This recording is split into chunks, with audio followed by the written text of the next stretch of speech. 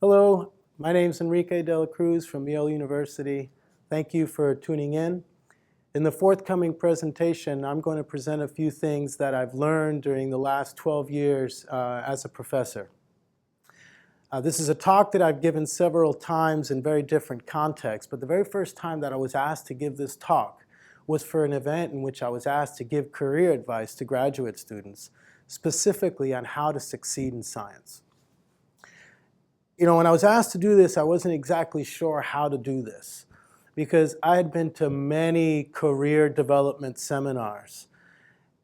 And every time that I went to one of these talks, the speaker just went on and on about how great he or she was.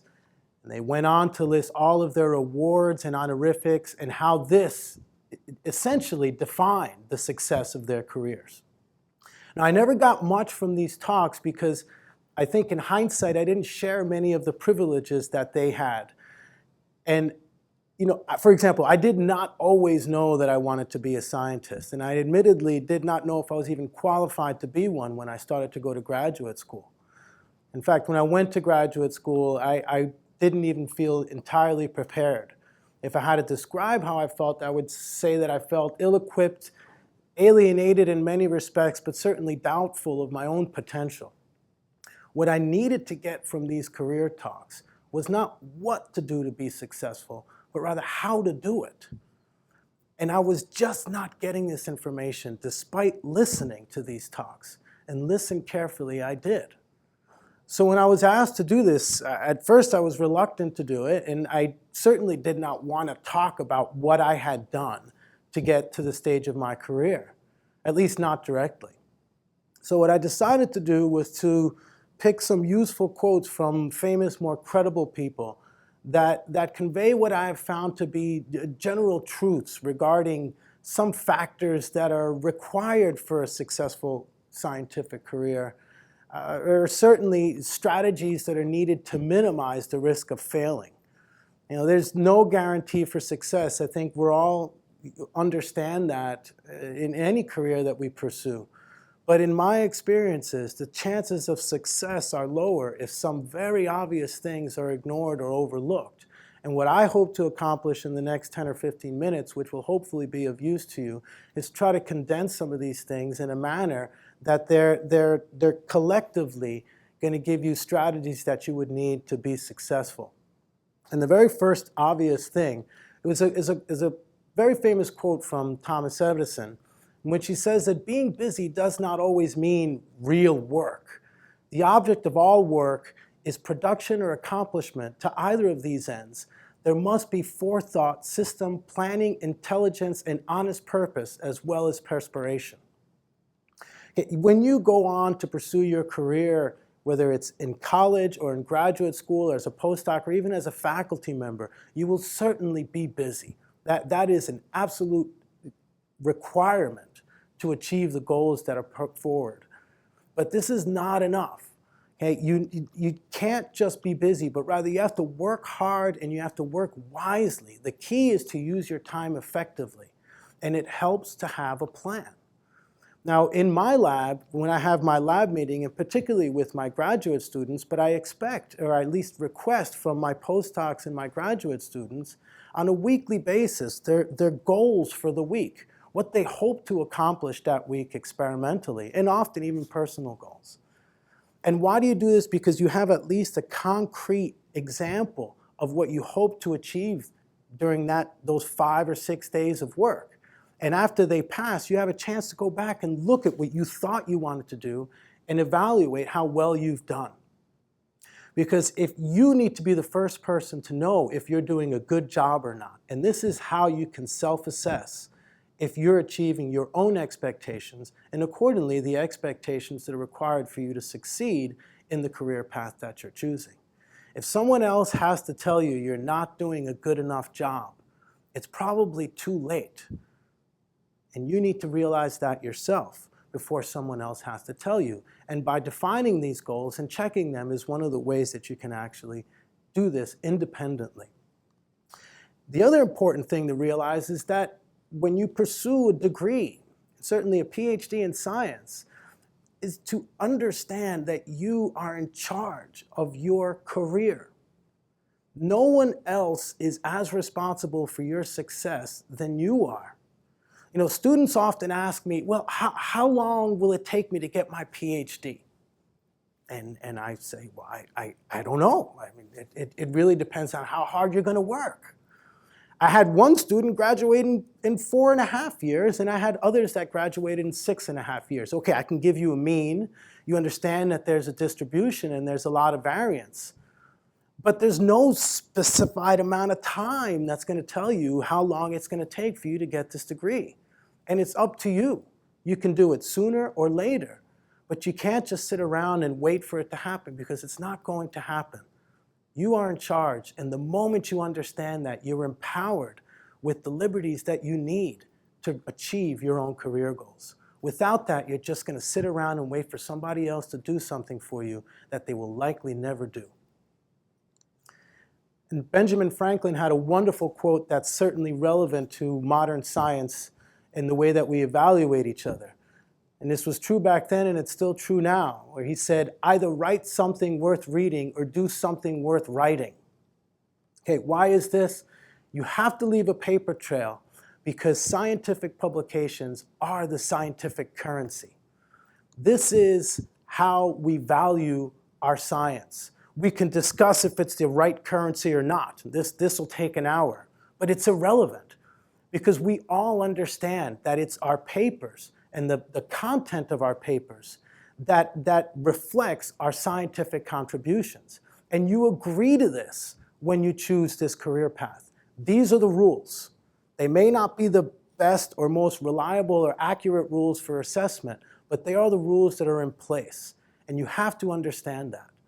And if you work for 5 years on something and you never publish it, I'm sorry to say, but it's like it never really happened.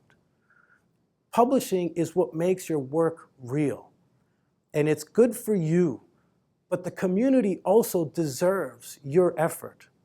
And they deserve those papers, particularly when you understand that success in science relies heavily and often entirely on what others think about you and your contributions. And this is based on your published works. So you have to give your colleagues something to value you for, and at least communicate your value and contributions to the scientific community, and this is in your publications. And then Linus Pauling had a wonderful quote, which is relevant for as we try to decide exactly what kind of scientist we want to be. And Linus Pauling said, the best way to have a good idea is to have a lot of ideas. Okay, no one's going to question Linus Pauling's greatness and the endless contributions he's made to science.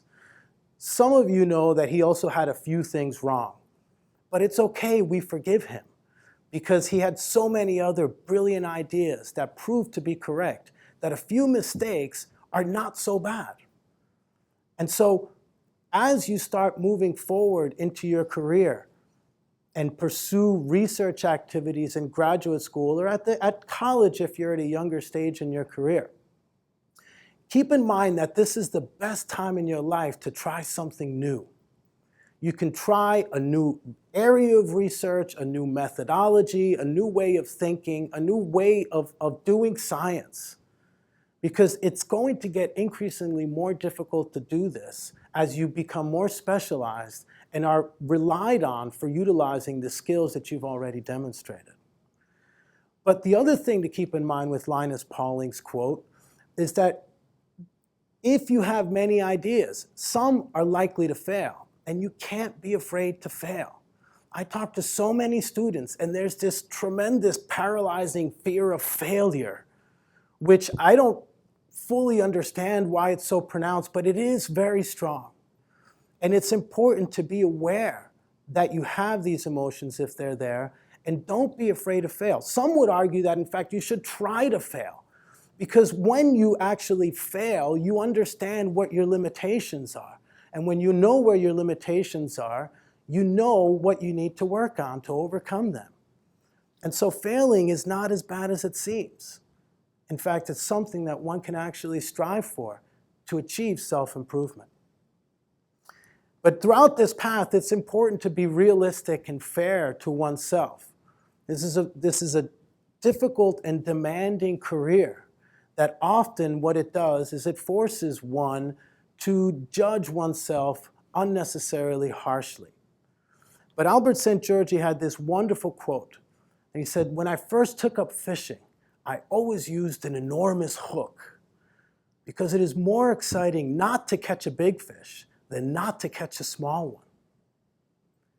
Then he went on to say, "But now I have reduced the size of my hook." And the lesson here is that you can't set your research and career goals on only the big result. There are people that I know, professors, students, postdocs, that come into work and they keep trying to do that big, that big experiment that's going to get them that big high-profile publication or something that's going to really shake up the community and in the way that we think about things. And you can't just do that. You need to go to work every day with some purpose and get something done. What'll happen is if you do this for a few years, you're going to turn around, and after those few years, you're going to actually realize you actually learned a lot, and you actually did get something done. Now, I'm not saying don't try to get the big result.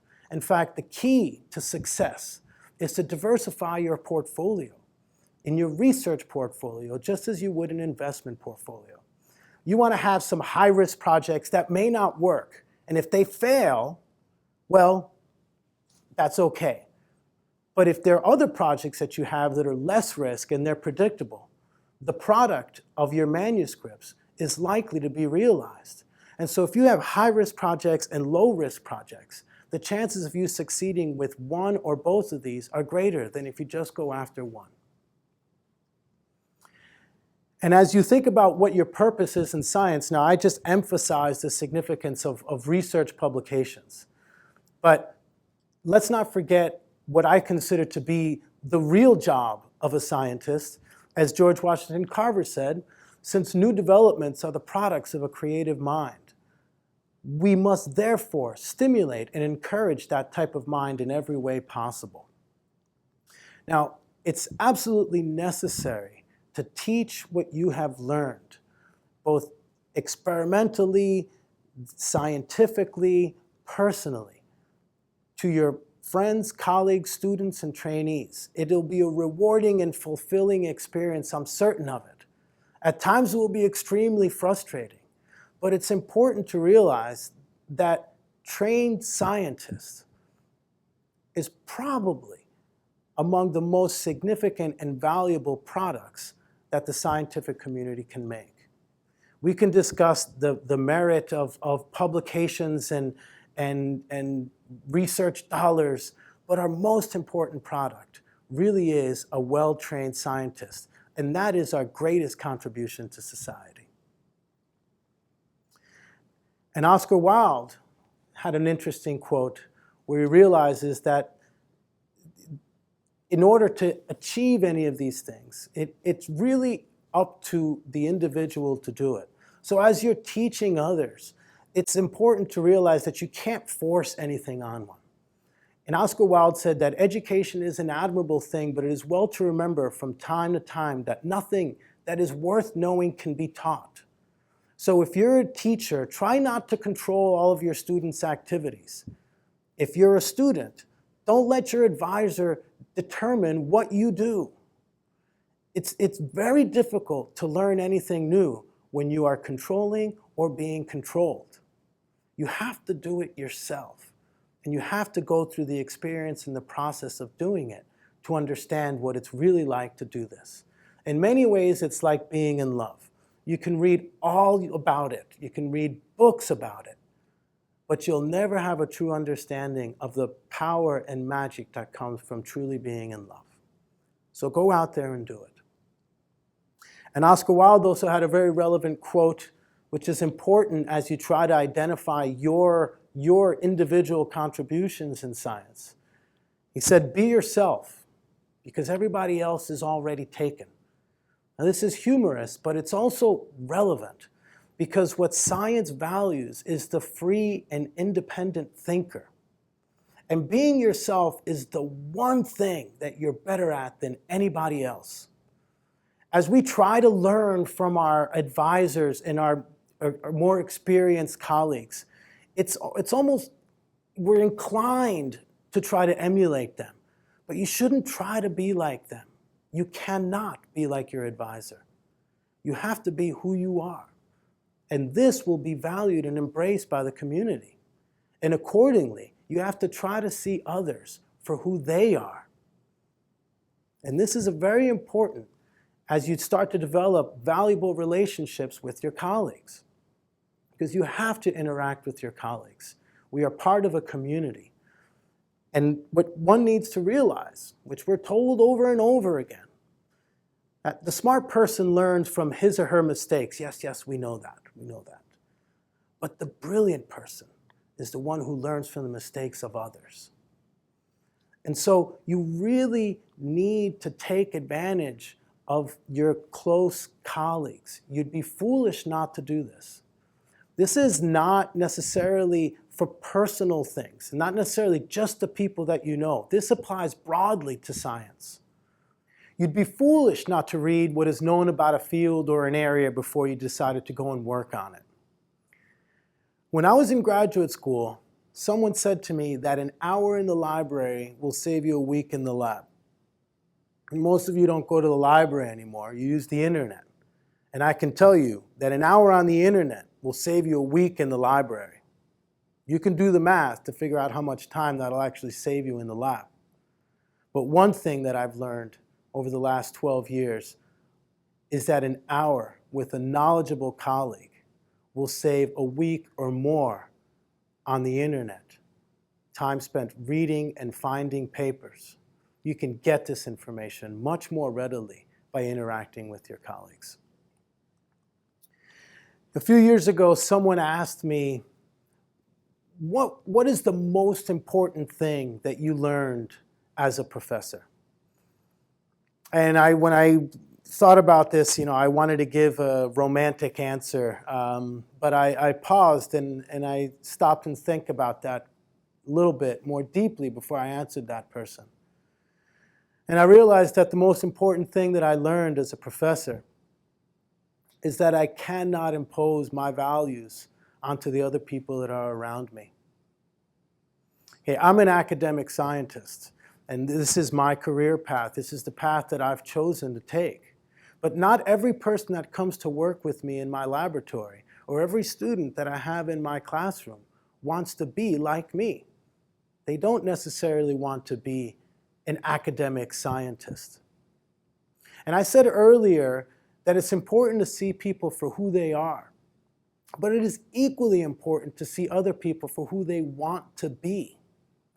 And this is essential to be a successful and helpful advisor and mentor to your trainees. It's really the only way that you can help someone achieve their career goals. You have to see them for who they are and where they want to be. You don't necessarily have to try to help them be like you. But pursuing one's own career path, an independent path, which I hope all of you will do if you aren't doing already, brings with it often these feelings of alienation and isolation, because one's trying very hard to define themselves as an individual. And there's a quote that I love by Dr. Julie Freischlag, who's head of surgery at Johns Hopkins. And shortly after starting that position, she went to the dean of faculty, Janice Clements, and said to her, "Janice, I don't know, but I just don't fit in." Now, there's a couple things I get from this quote, this statement that she made. Okay? One is here's an incredibly accomplished woman, an incredibly recognized surgeon who is in charge of a division where surgery started in this country. She is acclaimed and an influential leader. But she has this feeling that she probably had for several decades, presumably because she was a woman growing up and pursuing a career in a male-dominated system. But now she's in charge, yet she still feels that she doesn't fit in. So this tells me that those feelings that one might have may never go away. But it also tells me that these feelings don't necessarily have to stop you from achieving great strides in your career. They don't have to get in your way and stop you. But how do you deal with this? So how did Janice Clements respond to this? So she said quite simply, your job is not to fit in. Your job is to lead. And this is precisely what she was doing. The other thing to realize is that this career path is not something that you do on your own. It's a path that one takes with companions. And the better and stronger your relationships are with your companions, the better and more pleasurable this ride will be. And Margaret Mead had a wonderful quote where she said, "Never believe that a few caring people can't change the world, for indeed that's all who ever have." So as you embark on your journey, make sure that you find someone, a mentor or an advocate who cares about your world, someone who really cares about you as an individual and your success in your career. There are many people out there. I would not be where I am today if it were not for a half a dozen or more of people who often cared more about my own career than I did myself. But what happens once you move on is the understanding that you have an obligation to extend this to your students and your trainees. You can't just receive this from people. You're also responsible for making sure that you give it on to others. And then the last quote that I'm going to leave you with is among my favorite quotes ever, because it reveals the power of positive thinking and endless optimism. And it's from Joe Strummer, among my favorite people to ever walk the face of the earth. And he had a quote where he said, "The future is unwritten." And this is something that is absolutely empowering as you begin to pursue your career and you begin to do your research activities, is almost anything is possible. And if you work together and you contribute and participate actively in your community, almost anything can actually be achieved. And with that, I'm going to stop, and I thank you for your time, and hopefully you got something from this, as I did over the last 12 years. Thank you.